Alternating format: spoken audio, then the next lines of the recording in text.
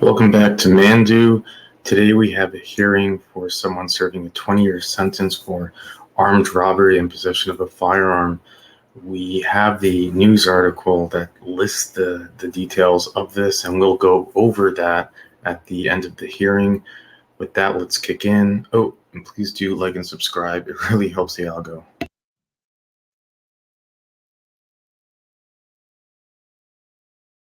Good morning. The Committee on Parole is called back to order. Today is the 12th day of January, 2023. Members of the panel are Mr. Alvin Roche, Ms. Pearl Wise. My name is Tony Marabella. I will be chairing today. Our remote facility is at David Wade Correctional. Would the staff at David Wade please introduce themselves? Jerry Goodwin, Warden. Anna Ralston, Brenda Ackland, Assistant Warden. Jimmy Wynn. Crystal Seymour. That's everybody, Mr. Marabella. Thank you, Warden. Our first case is going to be Mr. Thomas Poche. Mr. Poche, would you please give us your full name and DOC number? Thomas James Poche, 571-375, sir. Mr. Poche, let me explain our process to you. First, I'm going to read some information into the record, and then the board will conduct a parole interview with you. At the appropriate time, we will allow the persons who've indicated they wish to have some input to speak. Today, we have speaking on your behalf, Ms. Tiffany Poche, who is your sister, Terriel Nelson, who is your wife, and also your daughter is present, Ms. Stefania Poche, but she doesn't wish to speak. She's just here giving you moral support. In speaking in opposition, Mr. Shantesh Patel, one of the victims, and also victim Madhvi Arjun Wankar. I'm sure I've poorly pronounced that, and I will get the correct pronunciation when that person speaks. At the end, you'll be allowed to give a statement to the board before we vote. Do you understand our process, sir? Yes, sir. This is Thomas Poche, DOC number 571375, date of birth January 24th, 1984. He's a third felony offender. He has a parole eligibility date of February 15th of 2023, an adjusted good time date of February 17th of 2024, a full term date of February 12th, 2038. He is currently incarcerated on the charges of possession of a firearm by a convicted felon, 5 counts of simple burglary, actually 6 counts of simple burglary, and serving a total of 20 years. Is that all accurate, Mr. Poche? Yes, sir. Mr. Poche, your case has been assigned to Mr. Roche. Mr. Roche will begin our questioning. Would you please answer any questions he might have? Yes, sir. Thank you, Mr. Chairman. Good morning, Warden Goodwin. Good morning, Mr. Roche. Happy New Year. This is the first time I saw you in 2023. Happy New Year to you. You look 10 years younger since I saw you last year. I appreciate that. Mr. Poche, Yes, sir. take a deep breath, and relax. Yes, sir. You're so tense. All we're gonna do this morning is have a conversation. Yes, sir. Okay, and we're gonna see if we can help you this morning, okay? Yes, sir. Just relax. Suppose I'm gonna throw out a couple of facts and then we're gonna have a conversation. Because you have a problem. And we're gonna try to help you with that problem this morning, okay? Yes, sir. O'Shea, you're currently 38, but you'll be 39 in a week or so. Yes, sir. And you're a third felony offender. Such a young man to be convicted of 3 felonies, and most of those crimes deal with theft and burglary, Yes, sir. and marijuana and drugs and pills and things like that. Am I correct? Yes, sir. You've been incarcerated for about 4 years and 11 months on a 20-year sentence. But most important is that you have a good time date in February of next year. The good time date is only 13 months away. And I think, and we're gonna find out, but I think you need some help. You've earned 370 days of good time. Tell us about your program.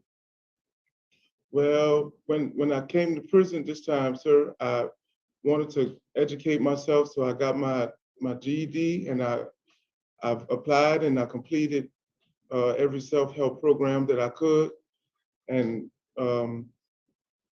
I completed reentry, and I learned a lot from everything that I participated in, sir.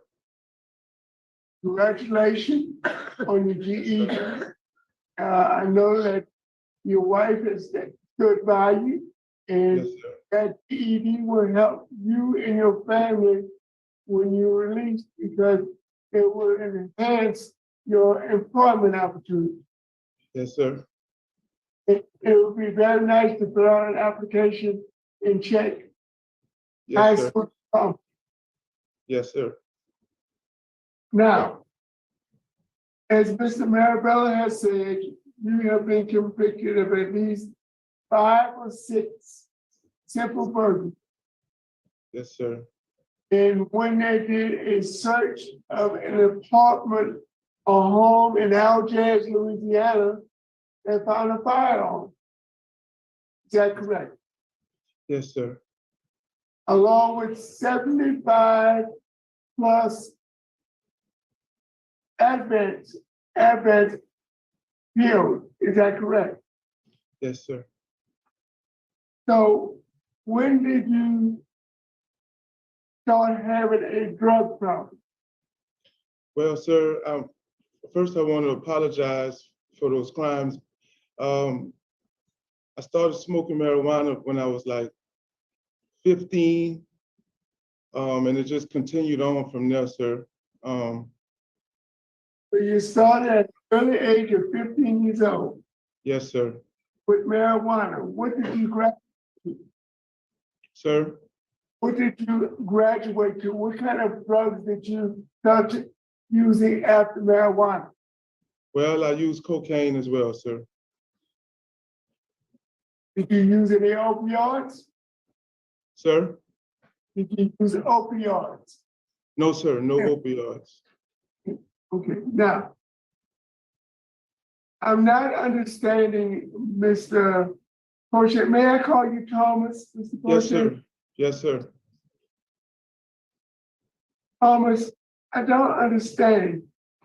You have a lot of skills, Yes, sir. been a pipe fitter, a plumber, a welder, a wheelwright. You have excellent skills. Yes, sir. Were you employed at the time that you were incarcerated? Yes, I was, sir. I was working for the Pickwick Club. It was a restaurant, and I was the head dishwasher there at that time. Okay, you're a head dishwasher.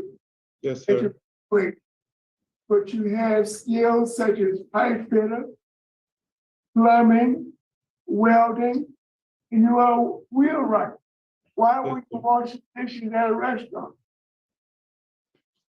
At the time, that's all I really was able to find, sir. And Was it the drugs that caused you to lose a job? I still had the job. It was the charges I had. I had warrants out for my arrest, sir. Or, I still well, had my job. and you still had my have the warrant, sir. and you still have the warrants. Yes.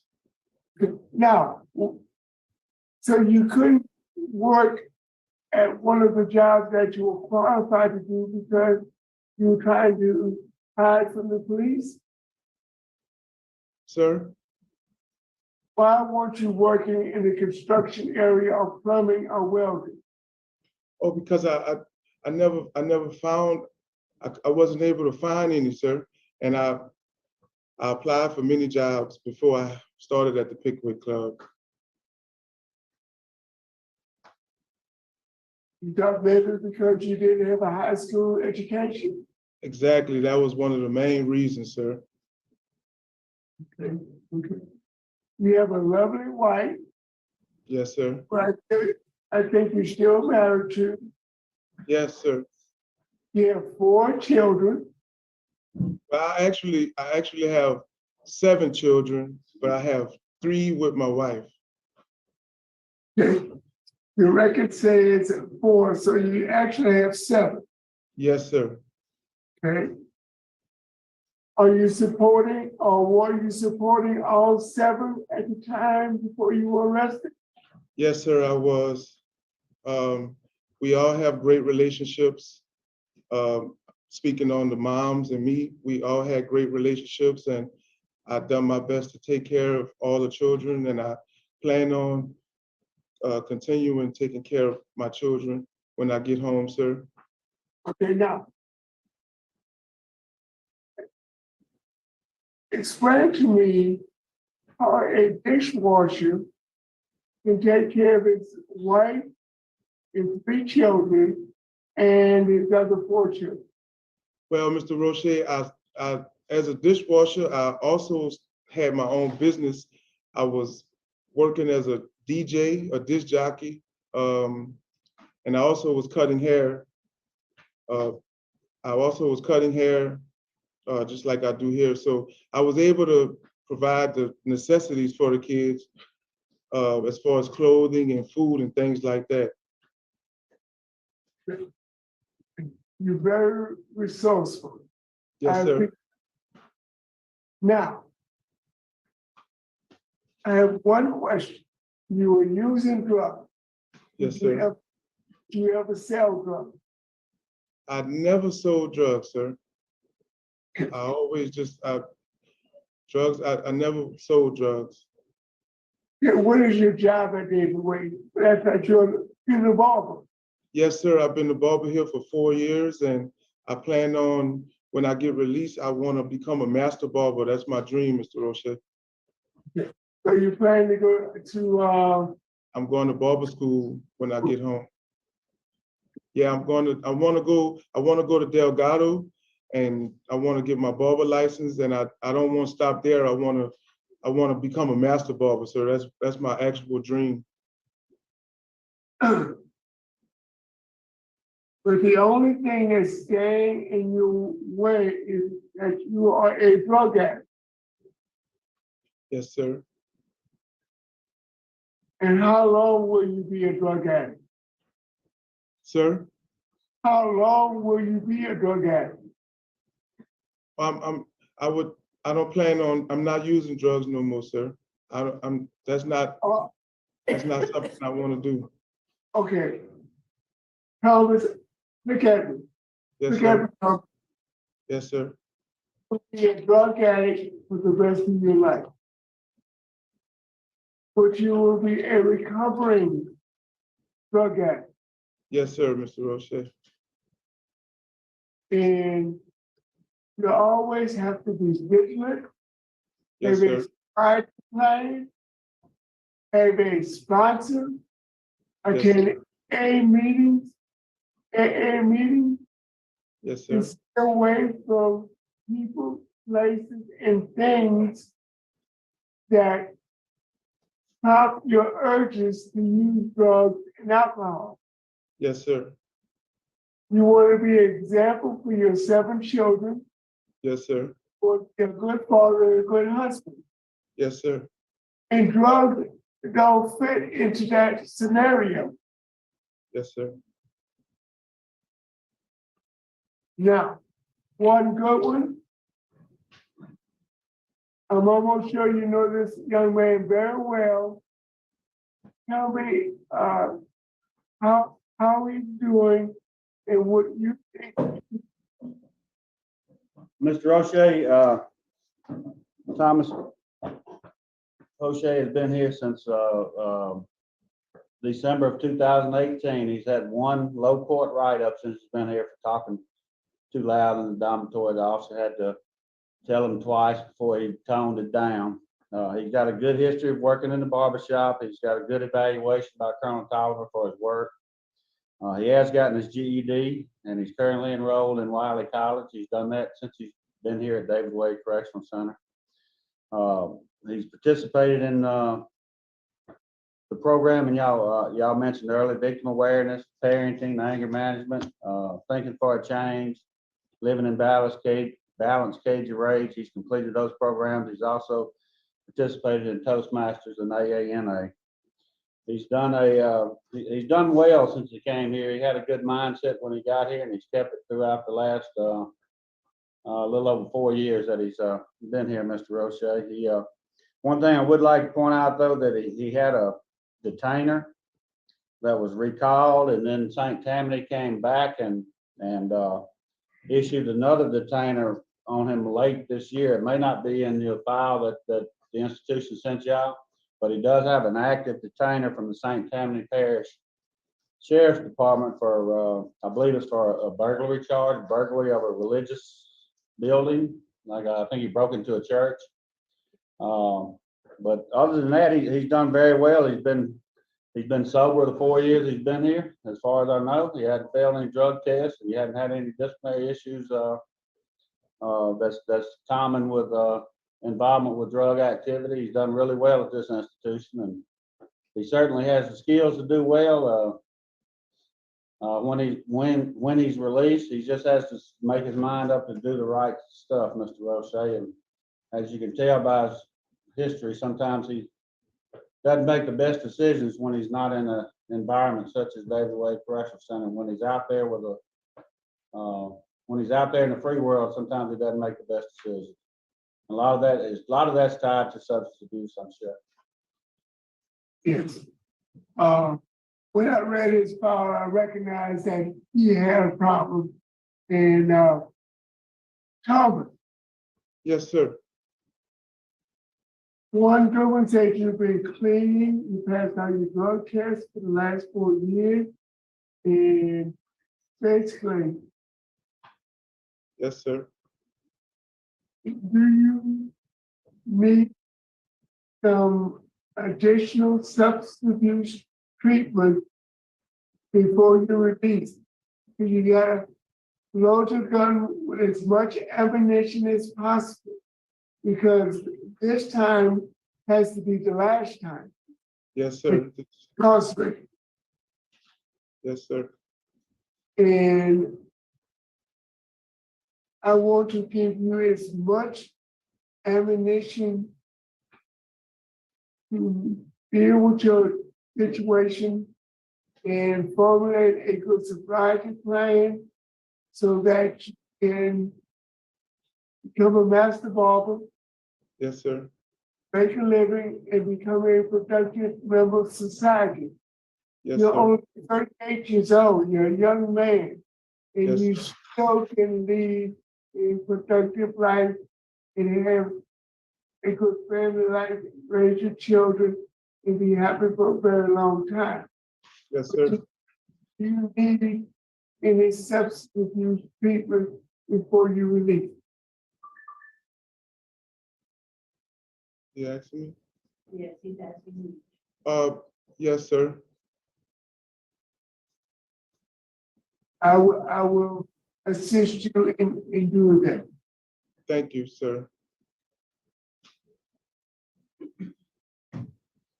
Mr. Thomas, you've had victim awareness and you have quite a few victims. What have you thought about over this time that you've been down for its restitution? What are your thoughts on that? Well, Ms. Wise, I thought about the situation that I put myself in every day, ma'am, and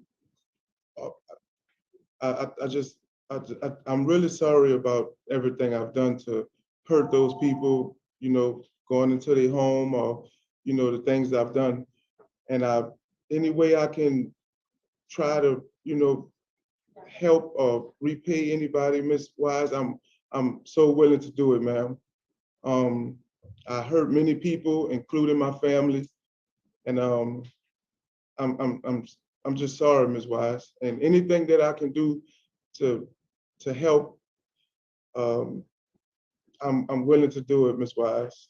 I'm glad you do that. Because one of the persons car you broke into, they had citizenship documents that you ended up just throwing away that it took years to replace. I think Yes, it's ma'am. important that you know that there's some foreign region impacts, if you're going in people's houses and taking their things. Yes, ma'am. At sentencing, to the judge order restitution, do you remember? The judge ordered. No, I don't think so, Ms. Wise. Okay. All right. And I also want to inform you that there's law enforcement opposition to your early release. The DA's office, the sheriff's office, they oppose your early release. There's nothing you can do about it. I just want to state it for the record. Okay, yes, ma'am, Ms. Wise. And also, you was on supervision, 2 supervisions, and you were revoked. So what's going to be different this time?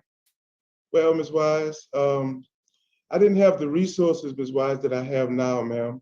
And this time, Ms. Wise, I just know I'm going to succeed, ma'am, with my skill set and with my dream on becoming a master barber and one day owning my own shop, ma'am. I just know I'm going to make it, Ms. Wise. But the main thing I want you to know that even if things don't fall in the way you want them to fall in, you will not bother other people's property.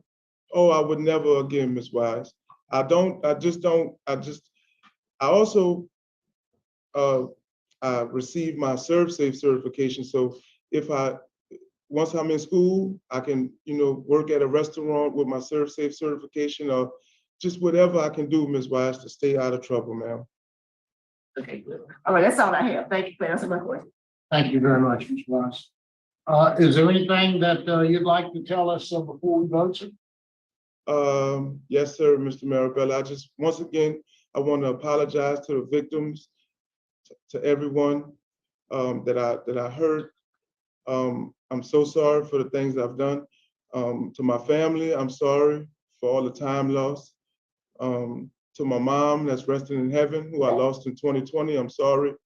And I'm a firm believer in God, and I just want to tell everybody that I'm sorry. Thank you, Mr. Poche. Is the board ready to vote? Yes. Yes, speaking. Speakers. Speaking.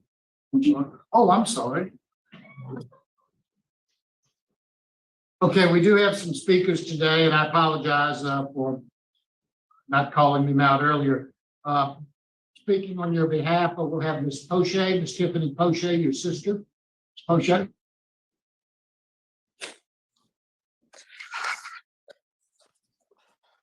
Y'all can hear me? Yes, ma'am, we can hear you very well. If you would tell us your name and tell us what you'd like us to know about your brother. Oh, hi, my name is Tiffany Poche. I'm Thomas Poche's sister. Hold on 1 second, please. 1 second, I'm sorry. All right, take your time.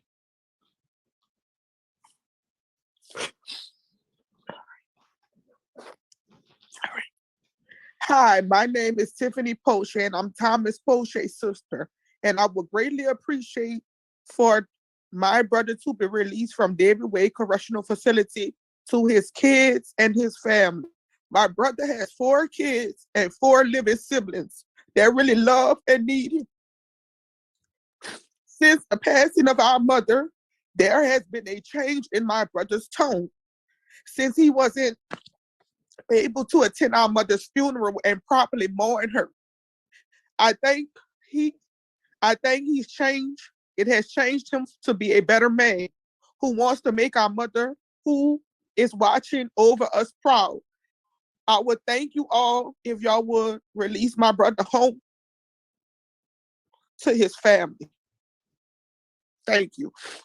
Thank you, Ms. Poche. We appreciate your comments. Next, we'll hear from Mr. Poche's wife, Ms. Terrell Nelson. Nelson? Hello, how you doing? Doing very well, thank you, ma'am. If you would introduce yourself and tell us what you'd like us to know. How you doing? I'm Terriel Nelson, Thomas Poche wife. I would like y'all to know that from the past 4 years he's been incarcerated, I have heard a change in him. as far as he will be a better man for his children and his family. We're working on I've been looking up some jobs for him. He's always tell me that he's focused on becoming a barber. So I actually have 3 of them lined up where he can actually go and see, which location he wants to start at. I know he's gonna be focused on that because he's been doing pretty good up in there. As far as cutting hair. I know he wants to get back in school. He got his GED in there. I've just recently enrolled back in school, so I think it'll be good for both of us to actually experience that back together when he do come home. He's a great father. He was a great father before he left. He always called and checked in over these past 4 years on our children, letting them know, keeping himself involved in their life, letting them know how much he loved them and what he'll do when he do come home to be back in their life as well. I just know that I believe in change, and over these years, I do hear change, I do feel change, and I do believe in my husband's change. So I'm ready for change, basically. Yeah. Thank you, Ms. Nelson. Appreciate your comments. We'll now hear from the opposition. Shantas Patel.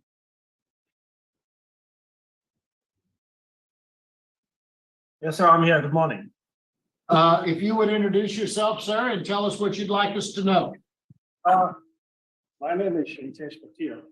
I was one of the victims of Mr. Poche burglary until 2018, I believe, 17 November.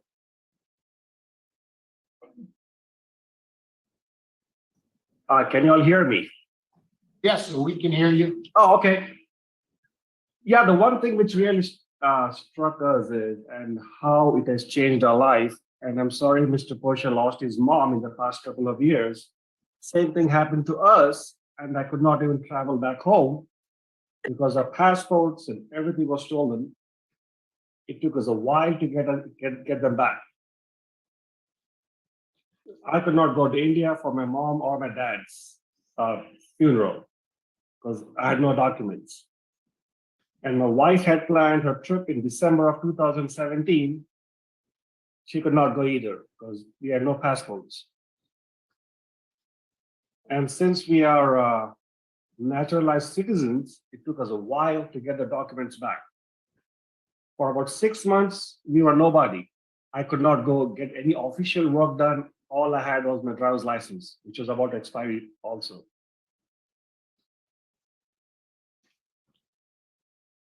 And our kids, they had a dual citizenship for India. And we lost those documents, and I lost my original Indian passport during the burglary. And they lost there's no chance they can get a dual citizenship now because I cannot prove I'm an Indian anymore. They try and they said, no, we cannot do it because you're an American citizen and we have no proof that you're an Indian citizen because there's no passport, there's absolutely no documents.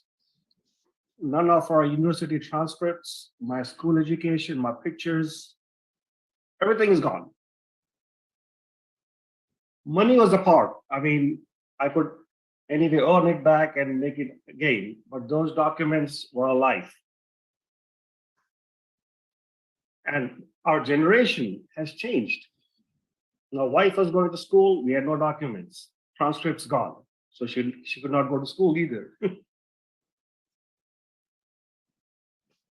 Our family has fallen back, say, 20 years because it just took us so much toll on mentally because of all the documents. That was my main thing. The documents were what struck me. And I asked the officer in charge then, I said, all I need is my documents. I don't care what happens to the rest. Can you please ask Mr. Poche for the documents? We never got them.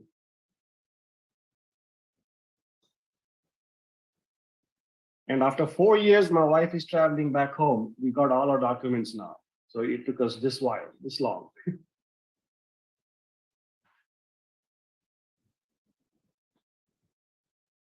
Thank you, Mr. Patel. We hear what you're telling us. Thank you very much. Is there someone else there with you? Yeah, my wife is here. She's Okay. also. Okay, why don't we hear from her? Yeah. Hello, my name is Madhavi Arjun Mankar.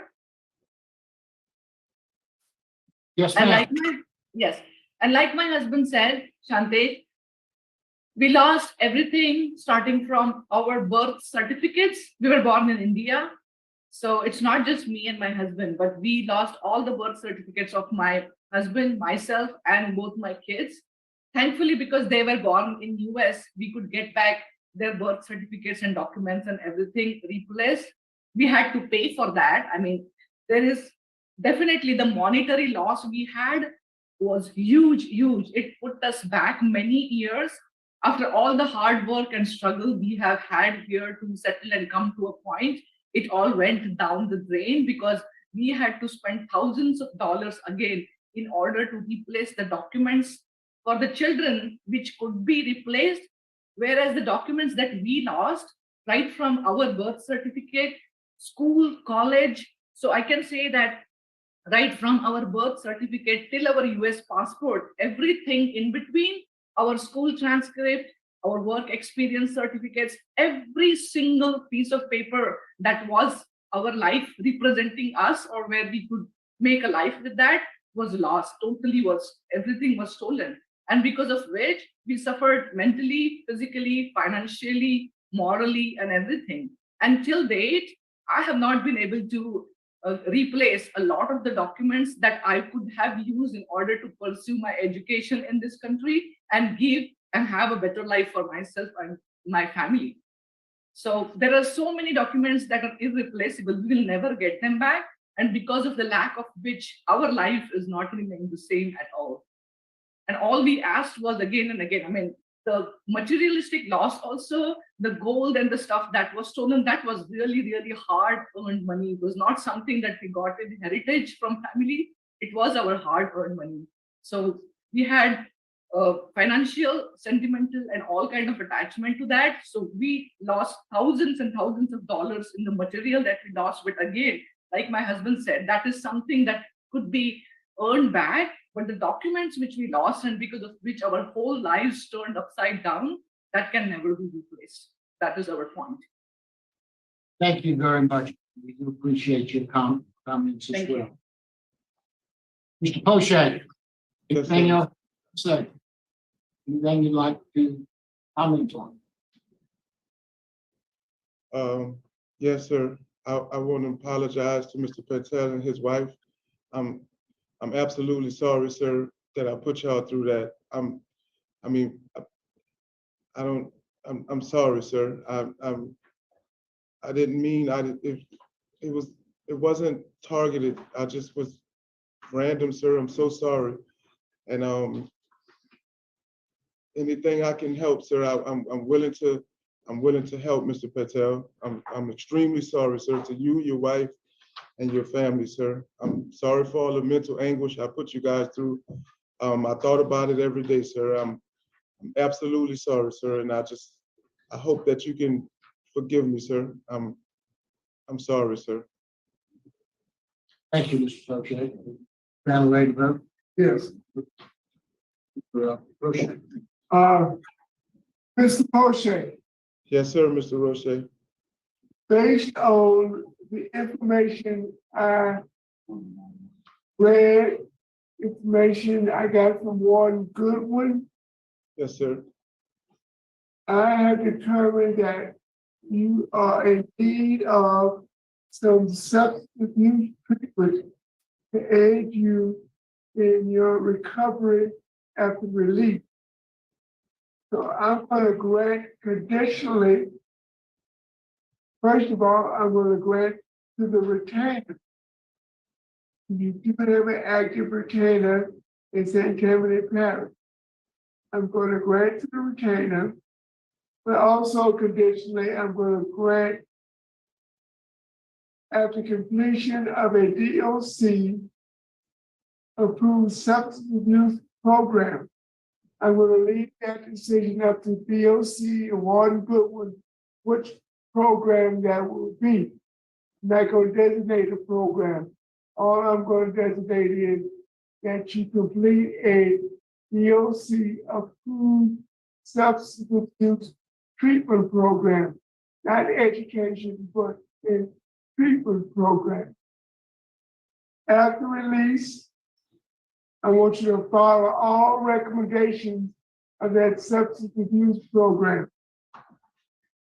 You ought to have a curfew from 9 p.m. to 6 a.m. You ought to do community service by cutting hair of disadvantaged youth 5 hours a month. I want you to get with your parole officer, get with your pastor at your church, and identify some disadvantaged youth that can't afford to go to the barber.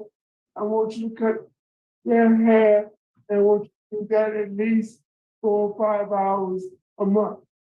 Yes, sir. Okay? Yes, sir. Also want you to go to NAAA meetings 3 times a week. I'm going to order random drug screens by your parole officer. Good Yes, luck. sir. Thank you, Mr. Roche. Thank you, Mr. Poche. Ms. Wise? Mr. Poche, you did well today. You really presented yourself well. I'm inclined to take a chance on you as well. My vote is grant conditionally upon complete the long-term substance abuse treatment program. Really sit on the front row and really pay attention. Best wishes to you, sir. Thank you, Ms. Wise. Thank you, Ms. Wise. Poche, I was the victim of a burglary once. Some things were stolen from my house, but I was able to recover after a couple of 3 weeks. What you put that family through and what they had to go through, what you stole, which really had no value to you. Yes, sir. Sometimes we look at burglary, well, it's not as bad as a murder, it's not as bad as an armed robbery, but you really, really made that family suffer. Yes, sir. They still haven't come out of it yet. Yes, sir. So I hope that when you get out, you remember that. Yes, sir. Taking your treatment, remember that when you're out in the world. Make sure you don't ever do anything like that again. Yes, sir, Mr. Marabella. I agree with my colleagues. My vote likewise is going to be to grant conditionally to a substance abuse program within the Department of Corrections. All of the conditions is outlined by Mr. Roche once you get out. So, Yes, sir. and I'd like to thank victims in this case for the courage to come here today to tell their story. Thank you.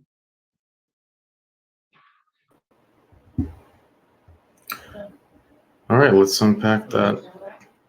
How many of you have been a victim of burglary? I have 2 stories to share about that. One is when I lived with my family in Los Angeles. This was such a long time ago. I was probably 7 years old. I don't have a lot of memories from my childhood for whatever reason, but I remember coming home with my family and discovering that the home had been burglarized. And maybe I remember it because of the experience that my parents went through. But I remember the police coming, them taking fingerprints, and that was it. Like, there was nothing they can do. But more recently, my grandparents, now my grandmother has passed away since then, but they left their home for 30 minutes. They came back and someone had stolen all of their jewelry, all the family heirlooms going back more than 100 years, gone. And I'll say the positive takeaway that I learned from that is my grandparents, God bless my grandfather's still 93 and doing great. My grandmother passed away, but they just shrugged their shoulders and said, that's life. And they didn't let it slow them down. So that's the positive I take away from that whole experience. Like they said, we're not gonna let this affect us. It happened. And so that's my positive experience from all of this. I have like a couple articles here, and I was considering whether I should say it because it's kind of embarrassing, but for him,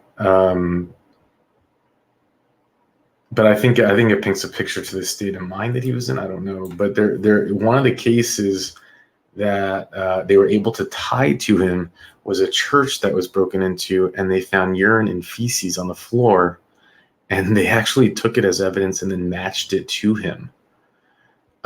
So if that's not karma for you, I don't know what is.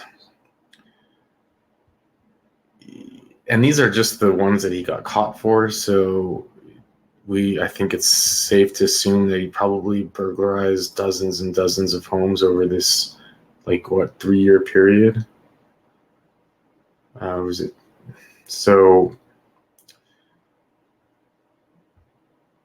it's tough for that family. You heard how much anguish they're still in, and then all of the problems it caused them. And the worst part is, like Mr. Mirabella said, it was so pointless. Like, what are you going to do with it? Did they sell it? Like, I don't think an Indian passport has any value here in the United States. So, but you can't keep someone locked up forever for robbery. The idea is that you have your punishment, you have to do better, and hopefully he doesn't, rehabilitate and all that stuff. Hopefully he can do that and come out and just not do this again, right? Love to hear your thoughts on this and your stories of your personal experiences of being burglarized. With that, I will let you go. Please do the whole algorithm thing. That really is a big help.